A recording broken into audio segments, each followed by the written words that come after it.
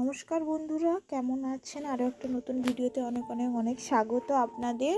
আজকে একটা ব্লাউজের পিছনের ডিজাইন নিয়ে চলে এলাম। আর এই যে হচ্ছে পুরো ব্লাউজের মাপটা দেখে নিন। এই হিসাবেই আমি ব্লাউজটাকে কেটেছি। তো যেই হিসাবেই কাটুন না কেন, ব্লাউজের সাইজ যাই থাকুক না কেন, আমার মিন্স ব্লাউজের ব্যাক ডিজাইনের হিসাবে আপনি যদি ডিজাইনটা করেন, তাহলে আমার মতো এইভাবেই খুব সুন্দরভাবে ফুটিয়ে তুলতে পারবেন ডিজাইনটাকে ব্লাউজের পিছনে। আর খুব সুন্দর লাগবে পিছন থেকে।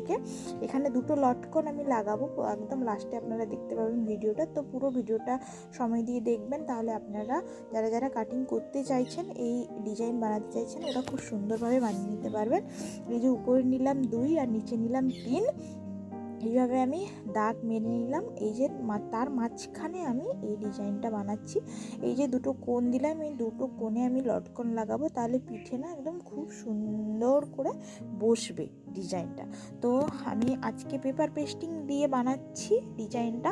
এর আগে আমার অনেক ভিডিও আছে যেগুলো আপনার কাপড়ের পট্টি দিয়ে দেখেছেন। শুধু কাপড়ের পট্টি দিয়েও খুব সুন্দর ডিজাইন বানিয়েছি আমি পিছনে। আর পেপার পেস্টিং দিলে তো আরও সুন্দর করে ফুটিয়ে তোলা যায় ডিজাইনগুলো ব্লাউজের ব্যাকে। তো চুড়িদারের ব্যাকেও আপনি সেমভাবে কাটিং করতে পারেন, কোনো অসুবিধা নেই। সেটা একটু ছোট ডিজাইন হবে, চুড়িদারের এত ডিপ করা যাবে না। যারা ডিপ নিবে ওদের ক্ষেত্রে করা যাবে। তো এই যে পেপার পেস্টিংটা নিচে বসিয়ে একদম ডিজাইনের হিসাবেই আমি কেটে নিলাম। পেপার পেস্টিংটা 2 ইঞ্চি বেশি রেখেছি এদিকে, সেটা পটি হিসেবে কাপড়ের সাথে পিছন দিকে ঘুরে যাবে তাই। তো এই যে আমি কাটিং করে নিচ্ছি, তারপরে আসছি, দেখতে থাকুন আপনারা ভিডিওটা।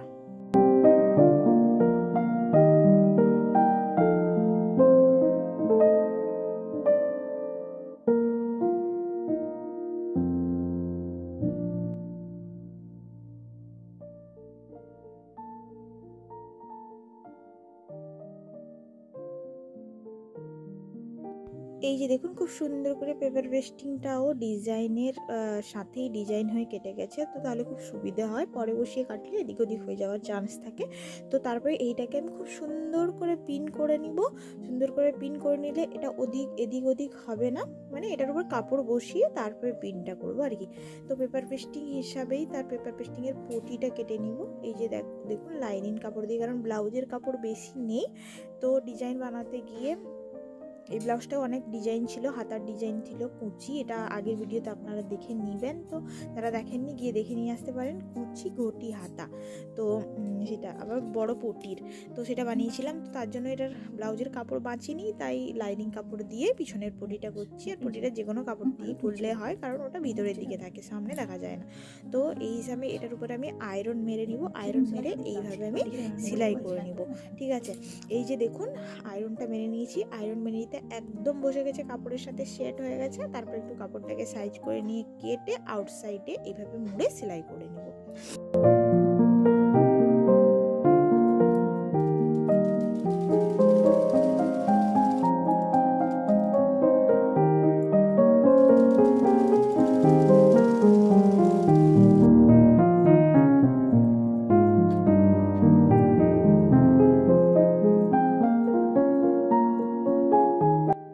সেলাই করে নেওয়ার পর ডিজাইনটা ভালো করে মাঝখান দিয়ে কেটে দিব, তাহলে আমার পিঠের ডিজাইনের একদম মাপে তৈরি হয়ে যাবে। এই যে দেখুন, ডিজাইনটা পিঠে বসলে কত সুন্দর লাগবে। এখনই ডিজাইনটা কত সুন্দর লাগছে ব্লাউজে।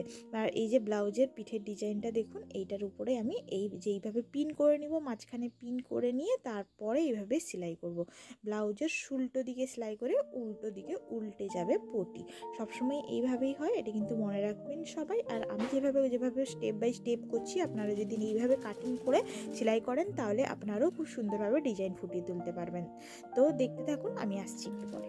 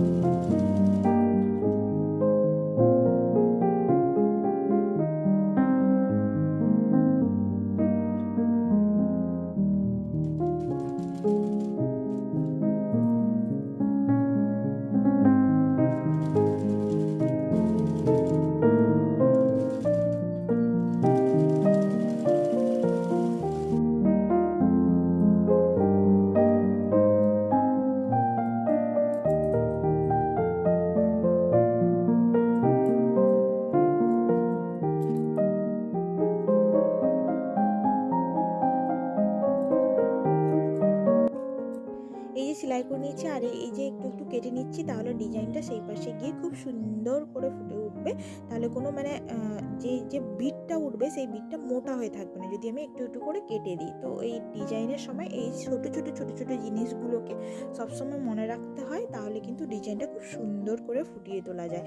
তো এইভাবে এটা মুড়ে নিয়ে তারপর উপর দিয়ে একটা সেলাই দিব, তাহলেই ডিজাইনটা খুব সুন্দর করে ফুটে উঠবে। ঠিক আছে।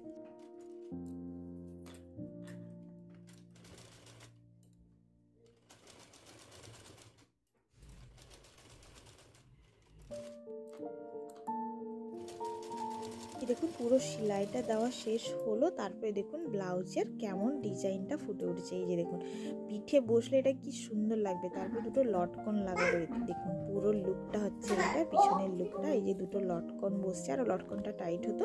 তো কেমন লাগলো অবশ্যই জানাবেন। ভালো লাগলে লাইক, শেয়ার আর চ্যানেলটাকে জরুর সাবস্ক্রাইব।